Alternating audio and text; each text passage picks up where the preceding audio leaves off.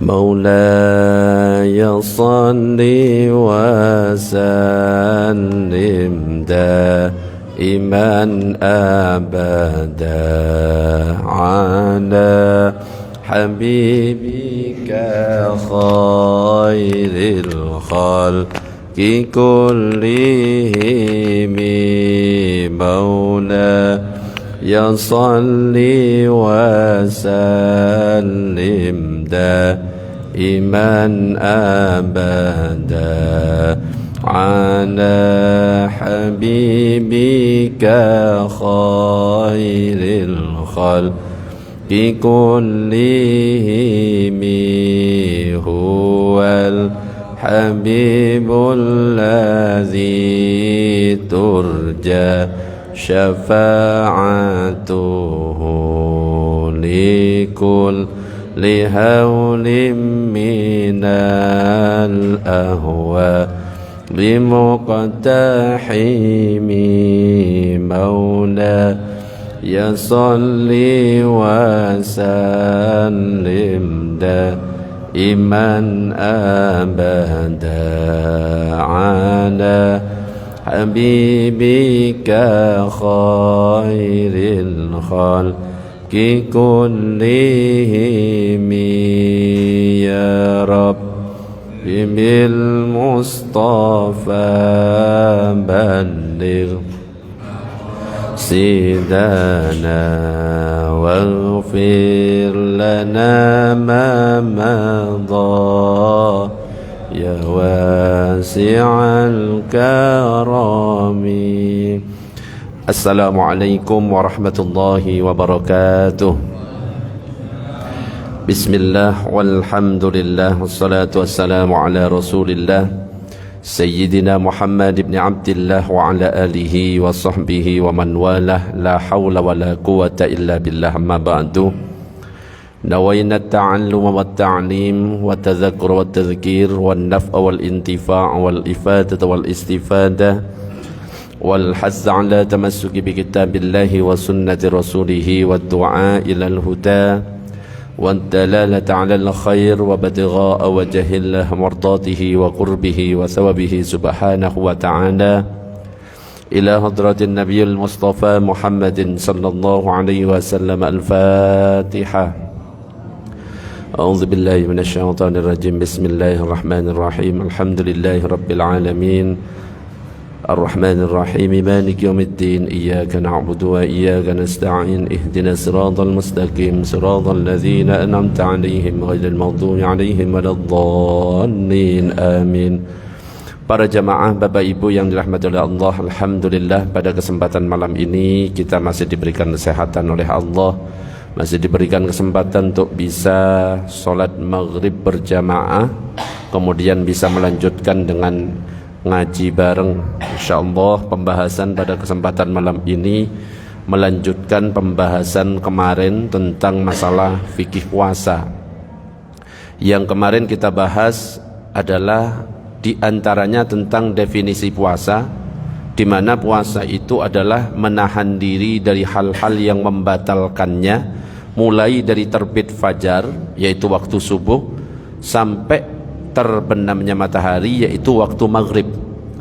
Pembahasan kemarin sudah kita jelaskan bahwa kalau sudah masuk waktu subuh, kita sedang sahur, kita harus berhenti atau boleh lanjut. Kemarin harus berhenti, meskipun ada hadis yang mengatakan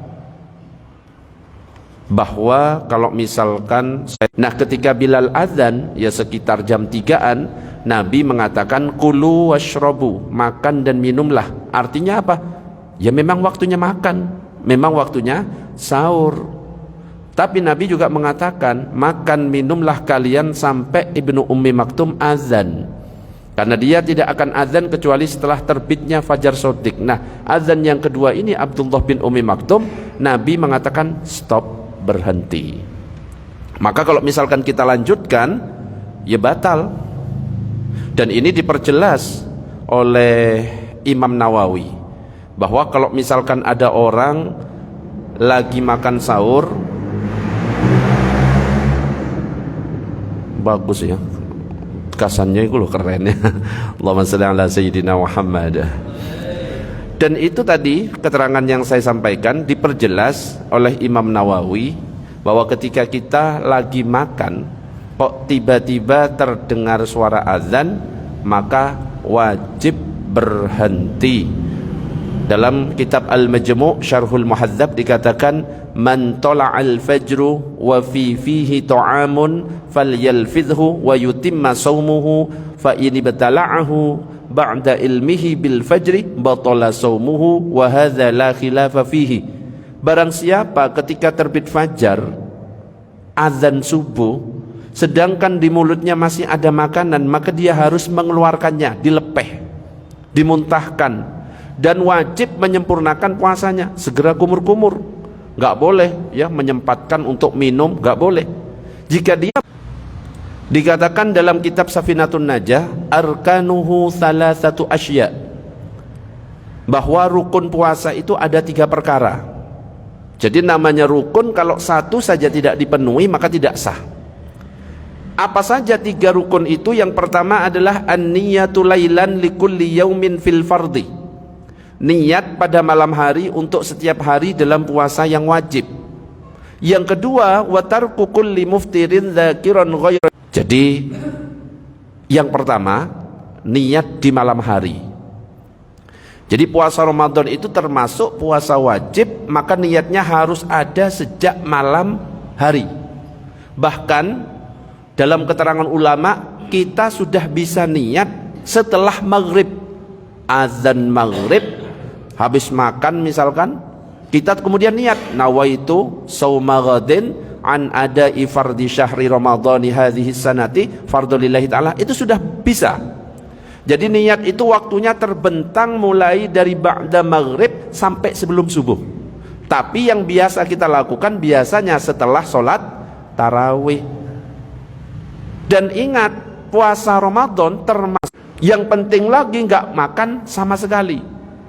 Jam 8 belum makan sama sekali, nanya di rumah nggak ada makanan sama sekali, kemudian niat, ya sudah saya tak puasa, puasa Sa'ban, puasa Muharram, puasa Arafah, boleh. Yang penting belum makan sama sekali. Atau jam 11, yang penting belum masuk waktu zuhur, itu boleh.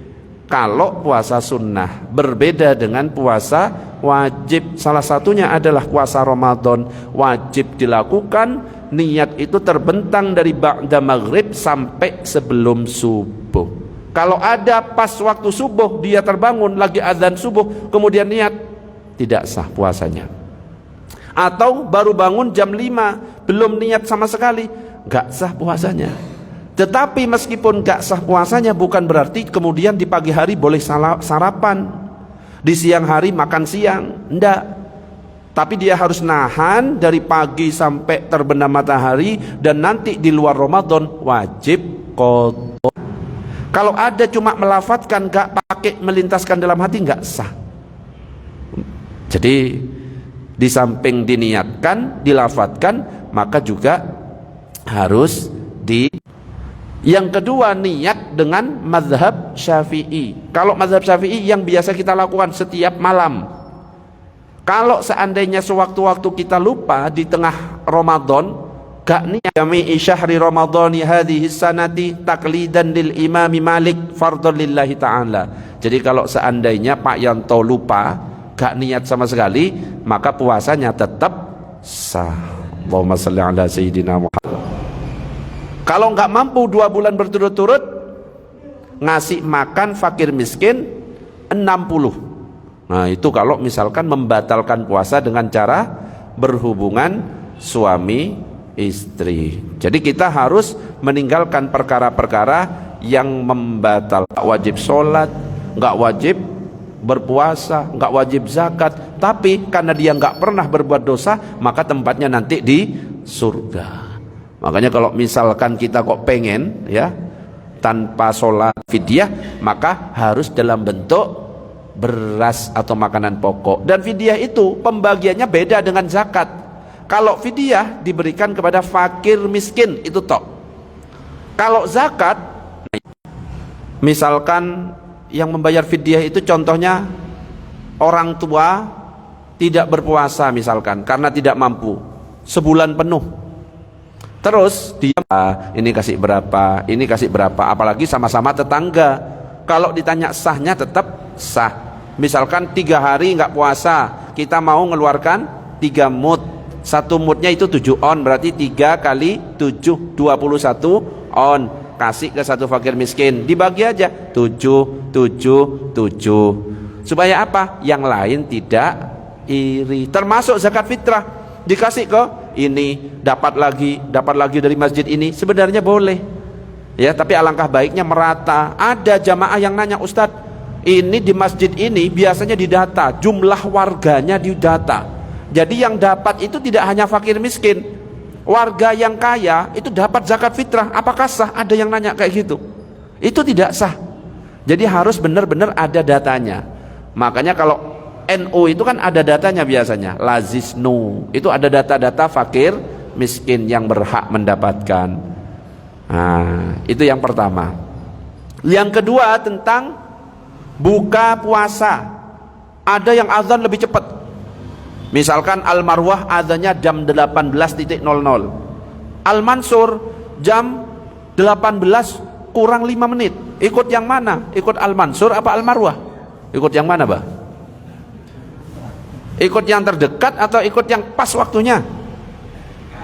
Bukan dekat jauhnya yang dilihat, sudah masuk waktu terbenam matahari, sudah masuk waktu maghrib atau tidak. Lah kalau Al-Mansur misalkan jauh, tapi yang pas ternyata Al-Mansur, ikuti Al-Mansur. Al-Marwah ternyata dekat depan rumah, lah ternyata azan sebelum waktunya, terus diikuti, batal. Makanya sambil dicek. Makanya sekarang sudah ada jam yang berjalan di sini. Ini alhamdulillah sudah lebih enak. Nah, jamaah untuk ngeceknya sekarang sudah ada HP yang canggih, sudah ada jadwal sholat azan. Makanya wajib download NU online, ya kan, tak promosikan ya Ustaz misalnya. NU online itu lengkap, arah kiblatnya pas atau enggak. Kemarin kan sempat tak cek ya kiblat sini, pas ya, pas. Siapa yang kemarin lihat? Tak cek pas, langsung tek. Tak coba. Ada yang masjid tak cek ya, cuma saya nggak berani ngomong, nanti malah saya nggak diundang lagi ya. Kok nggak pas sih? Nggak cocok. Iki saya yang nggak pas atau enggak? Gak ngomong saya, wah iki saya negur, bisa-bisa nggak diundang lagi. Repot iki. Ini tak cek pas. Masjid Sukri Adenan pas. Al-Mansur saya belum ngecek. Jadi yang diikuti yang pas sesuai dengan waktu masuknya. Dilihat Al-Mansur sudah azan, dicek, oh Al-Mansur sudah cocok waktunya, boleh. Jadi nggak dilihat paling dekat atau paling jauhnya, sudah masuk waktu atau tidak. Karena terkadang ada yang telat, ada yang kecepatan. Termasuk sahur. Ya. Sudah imsak. Imsak itu boleh makan atau tidak? Boleh. Imsak bukan batas untuk berhenti. Cuma kehati-hatian, anjuran, karena Nabi berhenti. Nabi waktu imsak kurang lebih 10 menit. Dan itu untuk kehati-hatian. Kalau kita bangunnya mendadak, kaget misalkan, sudah imsak, boleh masih makan. Yang penting kalau sudah waktu subuh itu wajib berhenti. Gitu Bu, nggih? Allahumma shalli ala sayyidina Muhammad. Ada pertanyaan? Imsak, apakah boleh makan? Boleh. Imsak itu singkatan dalilnya Al-Quran. Saya bacakan dalil Al-Qurannya tentang definisi dari puasa. Ada dalam surat Al-Baqarah ayat 187. Apa? Lanjut. Iki apa? Ngomentari berkat atau apa iki? Saya nggak fokus kalau ada berkat iki ya. Jadi pengen keburu pulang gitu loh ya. Allahumma shalli ala sayyidina Muhammad. Dalam surat Al-Baqarah ayat 187 disebutkan wa kulu washrabu ilal lail, makan minumlah hingga terang bagimu benang putih dari benang hitam, yaitu fajar. Jadi batasnya makan sampai azan subuh fajar itu. Imsak atau tarhim, banyak yang nanya, Ustadz saat tarhim bacaan-bacaan itu apakah boleh? Boleh. Saat imsak boleh, cuma anjurannya stop. Anjurannya lebih baik sudah berhenti. Nah, sekarang ada pertanyaan seperti ini. Saya niat puasa Ramadan jam 9 malam, boleh apa enggak? Boleh. Sekarang niat jam 9 malam terus makan, itu disebut sahur atau tidak? Ayo, saya makan jam 9 malam, kemudian niat nawaitu shauma ghadin an adai fardhi syahri ramadhani hadhihi sanati fardhu lillahi ta'ala. Pertanyaannya, makan yang dilakukan di malam hari yang diawali dengan lafaz niat tadi, itu disebut sahur atau tidak? Sahur? Sahur. Kalau jam 10 malam. Jadi yang disebut sahur itu ada batasannya. Sahur itu dimulai dari pertengahan malam sampai sebelum subuh. Kalau masih belum pertengahan malam, jam 9, jam 10, mau niat sampai mulut berbusa, itu bukan makan sahur tapi makan malam. Baru kalau jam 12 malam, jam 1 malam, jam 2, jam 3, kita makan, kita niatkan, itu baru dapat pahala sahur. Dan paling afdolnya kalau sahur deket. Jangan jam 1, boleh. Kalau ditanya bolehnya boleh. Tapi eman, nanti kan tenaganya sudah mulai berkurang. Wis terasa laparnya. Deket-deket dengan subuh. Kalau bisa waktu imsak sudah berhenti, sudah sikatan, sudah kumur-kumur, sudah siap berangkat ke masjid. Allahumma shalli ala sayyidina Muhammad. Ada pertanyaan sebelum dilanjut? Monggo silakan.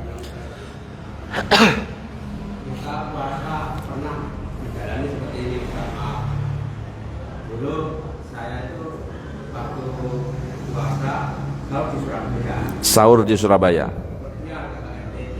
NTT.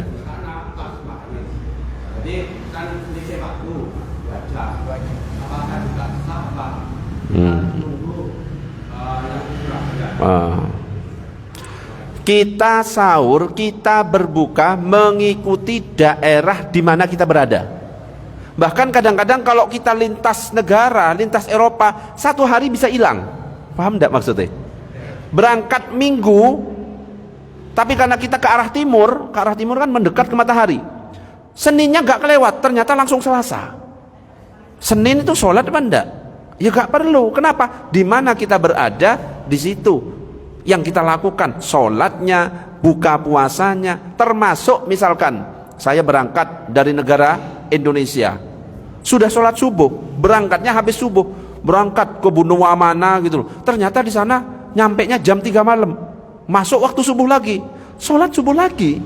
Jadi disesuaikan dengan tempat di mana kita berada, termasuk di situ. Loh, kok ini malah cepat? Ya sudah, rezeki bagi kita. Kok nyampe loh, ini malah waktunya lebih pendek lagi? Tidak apa-apa, disesuaikan di mana kita berada pada waktu itu. Bahkan kalau di kutub utara, kutub selatan, itu siangnya, malamnya sampai 6 bulan. Coba bayangkan siang 6 bulan, gak ono malam bukanya itu gimana itu? Nah, kalau misalkan kondisi kayak gini kan sudah tidak wajar. Itu ikuti daerah yang terdekat, ya. Jadi di mana kita berada, ikuti azannya, waktu sholatnya. Bukan berarti kalau seandainya, loh kan berarti berkurang, saya harus mengikuti di mana kita berangkat. Ya kalau kayak gitu, termasuk sholatnya juga. Kenapa kok puasanya saja? Betul kan? Lah sholatnya berarti saya ikut Indonesia, ikut di Surabaya. Ya enggak gitu. Jadi diikuti. Termasuk kita ke Mekah misalkan, kita ngikuti di sana apa enggak? Enggak ngikuti di sini, ngikuti di sana. Belum waktunya kalau di sini, ya. Jadi disesuaikan di mana kita berada, di situ kita buka, kita puasa, meskipun waktunya jadi pendek. Bahkan 1 hari kadang-kadang bisa hilang. Dan sebaliknya, kadang-kadang hari Senin masih hari Senin lagi. Di sini berangkatnya Senin, karena ke benua belahan bumi kebalikannya, nyampe di sana hari berikutnya masih Senin. Bisa jadi. Loh, Senin lagi. Balik ke Indonesia, loh kok Kemis, ya, Rabunya kelewat, tidak masalah. Di mana kita berada, di situ diikuti kewajibannya. Allahumma shalli ala sayyidina Muhammad. Ada pertanyaan? Monggo, silakan. Begini, tadi Ustaz kan menceritakan tentang adzan subuh dan adzan sebelum subuh ya. Ya. Jadi mungkin yang tidak mengalami mungkin nggak ngerti. Nah saya itu pernah mengalami bingung. Jadi kan adzan itu kan panggilan sholat ya. Ya. Pengalaman saya itu waktu di Masjidil Haram itu kan jam 2 Adzan. itu ada Adzan. Ini adzan apa? Gitu. Nah mungkin teman-teman nggak ngerti. Iya. Yang saya menjadi pertanyaan saya itu adzan fungsinya untuk apa gitu? Saya nggak ngerti. Sampai sekarang saya nggak ngerti. Iya. Saya nggak ada. Oke. Jadi di zaman Nabi bahkan sampai sekarang Mekah Madinah itu azannya 2 kali. Azan pertama itu jam 3 sebelum waktu subuh. Azan yang kedua jam 4 saat masuk waktu subuh. Lah, azan itu kan panggilan sholat. Lah terus azan jam 3 tujuannya untuk apa? Lah kan ada sholat-sholat yang lain. Membangunkan, ya, bahkan ngasih tahu, oh habis ini ada azan subuh. Karena sudah ada tanda-tandanya kalau di zaman Nabi. Di sini aja yang nggak ada. Tapi di Madura ada. Tapi nggak semuanya. Ada sebagian azan jam 3, terus baru jam 4 azan. Nggak semuanya. Tapi di sini kayaknya saya nggak pernah dengar. Selama saya keluar jam 3 malam, saya kan setiap pekan, setiap Sabtu Minggu mesti keluar ngaji di tempat lain. Jam 3 nggak ada yang azan di sini ini. Ya, jadi azan itu nggak hanya untuk panggilan sholat, meskipun ada tulisannya hayya 'alas shalah. Buktinya apa? Lah Nabi ketika Hasan Husain cucunya lahir diadzani atau tidak? Diadzani di kuping kanan. Allahu akbar, Allahu akbar. Apakah Nabi ngajak Hasan Husain sholat? Hayya 'alas shalah. Enggak. Jadi tujuannya enggak hanya untuk sholat saja, tapi apa? Memperkenalkan minimal ketika lahir yang terdengar itu lafaz-lafaz thayyibah. Bahkan sebagian dari kita ketika ada yang meninggal diadzani. Emangnya ngajak orang mati sholat? Hayya 'alas shalah. Enggak. Itu justru kiasan. Itu pakai sumber hukum kias. Kalau ketika Nabi cucunya lahir Hasan Husain diazani dan diikomai, bayi yang lahir itu kan perpindahan alam dari alam rahim ke alam dunia. Orang meninggal itu juga perpindahan alam dari alam dunia ke alam barzah. Akhirnya ulama mengkiaskan kalau perpindahan alam dari alam rahim ke alam dunia diazani dan diikomai, berarti bisa kita kiaskan perpindahan alam dari alam dunia ke alam barzah juga diazani. Makanya akhirnya terjadi perbedaan dari ulama. Ada yang mengazani dan mengikomahi orang yang meninggal, ada yang tidak. Dan itu nggak masalah. Ya, jadi bukan ngajak orang mati sholat. Orang yang mau berangkat haji, ada nggak yang diazani? Ada, diazani. Karena memang ada kalanya azan itu untuk orang yang melakukan perjalanan jauh. Diazani. Allahu akbar, Allahu akbar. Terjadi badai, azani. Terjadi kebakaran, azani. Tapi jangan cukup azan, ambil air siram. Azan, katanya Ustadz azan, Allahu akbar, kobong. Punya istri yang cerewet, azani. Oh, ketawa langsung. Tapi azannya jangan pas lagi melek gini, Allahu ya aplok. Lagi tidur, Allahu akbar, Allahu akbar. Loh, itu di kitab itu.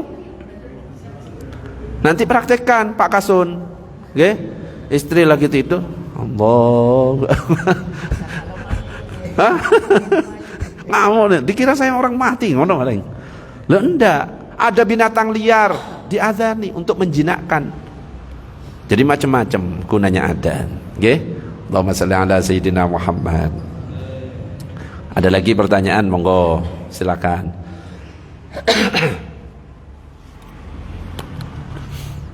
Belum, kita lanjut. Nah, tadi sempat saya singgung tentang kapan niat puasa Ramadan. Jadi niat puasa Ramadan berbeda dengan sahur. Kalau niat puasa Ramadan, jangka waktunya dari ba'da maghrib sampai sebelum subuh. Itu sudah bisa. Nunggu pujian Isya kok enggak iqomah, wes niat aja, besok saya puasa Ramadan. Itu sudah sah. Dan niat puasa Ramadan enggak harus makan. Yang penting melintaskan. Jadi waktunya mulai dari ba'da maghrib sampai sebelum subuh. Pakai pujian, itu sudah niat itu. Yang penting melintaskan. Nawaitu shauma ghadin an adai fardi syahri. Tapi banyak yang Ramadana hadhihi sanati fardhan lillahi ta'ala. Kalau secara kaidah nahwu kurang tepat. Tapi bukan berarti tidak sah, ya tetap sah. Karena yang dihitung bukan lafadznya, tapi yang di dalam hati. Jadi kalau niat itu sudah mulai dari ba'da maghrib sampai sebelum subuh, berbeda dengan sahur. Dikatakan sahur, dapat fadilah sahur kalau sudah mulai pertengahan malam sampai sebelum subuh. Jadi jam 1, jam 2 itu baru dikatakan dapat fadilah sahur. Yang gak sah itu niatnya tepat saat azan subuh, gak sah. Atau niatnya setelah azan subuh, itu juga tidak sah. Allahumma salli ala sayyidina Muhammad. Lalu berikutnya, apakah niat itu harus dilafalkan? Nah, ini ada pembahasan lagi. Jadi yang dimaksud dengan definisi niat itu adalah an-niyatu qasdus syai' muqtarinan bi fi'lihi, menyengaja melakukan sesuatu berbarengan dengan perbuatan, wa mahalluha al-qalbuh, tempatnya adalah di dalam hati, wa talaffudzu biha sunnatun. Apakah wajib dilafalkan? Tidak. Melafalkan itu hukumnya sunnah. Yang wajib itu yang penting melintaskan di dalam hati. Kalau seandainya ada orang yang niat cuma kayak gini, nawaitu shauma Ramadan, itu sah. Jadi nggak harus nawaitu shauma ghadin an ada ifardi sahri. Itu ya yang komplit seperti itu. Kalau seandainya ada yang bilang nawaitu shauma Ramadan, saya berniat puasa Ramadan besok, sudah sah. Jadi jangan dipersulit untuk masalah niat. Allahumma salli ala sayyidina Muhammad. Sebelum dilanjutkan, ada pertanyaan sampai di sini? Ya, monggo silakan. Untuk makan niat tadi kan wajib ya? Niat wajib. Kalau makan sahur? Makan sahur? Ya, terus buka itu wajib atau tidak? Oke. Niat itu hukumnya wajib. Makan sahur hukumnya sunnah. Bahkan makan sahur itu sudah didapatkan 3 kurma, terus minum, sunnah. Ustaz, gak ada kurma, cuma adanya minum air putih, sunnah dapat makan sahur itu. Gak harus nasi, roti, dan lain sebagainya. Air putih, besok saya puasa. Itu sudah dapat fadilah sahur. Bagaimana dengan berbuka? Berbuka juga apa? Dianjurkan untuk disegerakan. Kalau azan jangan ditunda. Kalau ditunda itu malah justru tidak boleh. Saya masih kuat, bukan dapat pahala banyak, ya. Justru itu menyerupai Yahudi dan Nasrani yang menunda ketika mereka berbuka, ditunda-tunda. Nah, kita anjurannya adalah mengakhirkan makan sahur, mengawalkan atau menyegerakan buka. Ketika buka banyak baca setelah kita berbuka. Jadi apa ketika terdengar azan yang dibaca? Bismillahirrahmanirrahim. Allahumma barik lana fima razaqtana wa qina azabannar. Makan kurma 3. Minum, baru angkat tangannya. Allahumma laka sumtu wa bika amantu wa ala rizkika aftartu bi rahmatika ya arhamar rahimin. Salat. baru setelah sholat makan besar. Gitu yang paling afdol. Ya, Ustadz, ada yang nanya, kalau saya gak ada kurma, juga gak ada air putih, bisanya membatalkan dengan berhubungan suami istri. Azan langsung jos. Boleh apa enggak? Boleh, tapi tidak sunnah. Ya, boleh tapi tidak sunnah. Kenapa kok tidak sunnah? Bukan menguatkan, justru melemahkan, karena makan buka.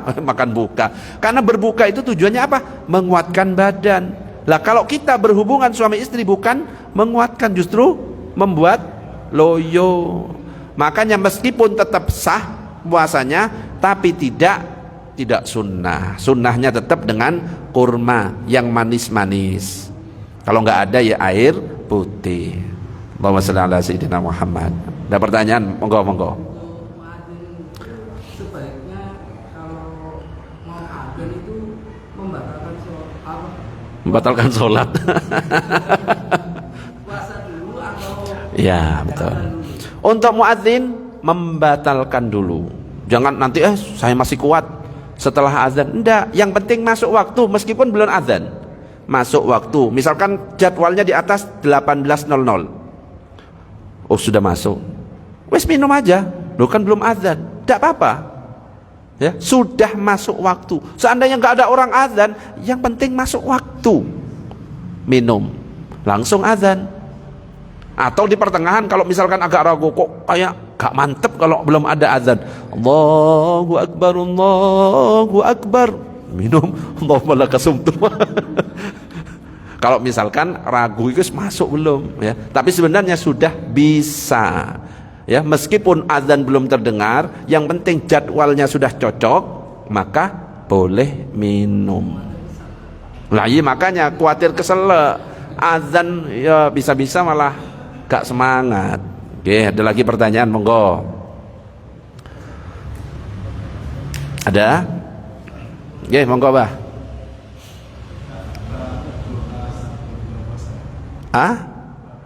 Doa buka puasa.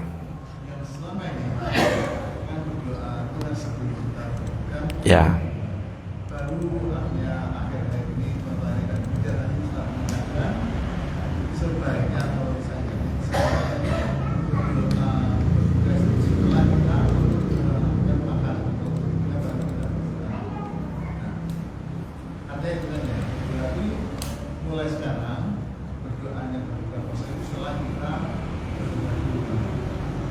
Iya. Langsung Allah malakasumtu. Iya, iya. Ya. Saya sebentar. Doa buka puasa. Oke. Saya buka. Biar langsung jelas.